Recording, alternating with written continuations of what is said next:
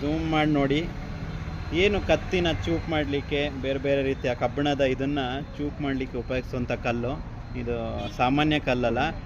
ಇದನ್ನು ಪುಡಿ ಮಾಡಿ ವೈಟ್ ಕಲರ್ ಬರುತ್ತೆ, ನೀವು ನೋಡಿರ್ತೀರ. ಅದನ್ನು ಹಾಕಿ ಉಜ್ಜ್ತಾ ಇರ್ತಾರೆ. ಇನ್ನು ಸಾಮಾನ್ಯವಾಗಿ ಮಲೆನಾಡು ಭಾಗದಲ್ಲಿ ಬಂದರೆ ತೋಟಕ್ಕೆ ಎಲ್ಲ ಕತ್ತಿ ತಗೊಂಡೋಗ್ತಾರಲ್ಲ, ಅವರೆಲ್ಲ ಇದನ್ನು ಈಸಿ ಅಂತ ಯೂಸ್ ಮಾಡ್ತಾ ಇರ್ತಾರೆ. ಪುಡಿ ಮಾಡಿ ಉಜ್ಜಿ ಇದು ಮಾಡ್ತಾರೆ, ಅವರಿಗೆ ಚೂಪು ಕತ್ತಿರಲಿ ಯಾವಾಗಲೂ ಅಂತ. ಹಾಗಾಗಿ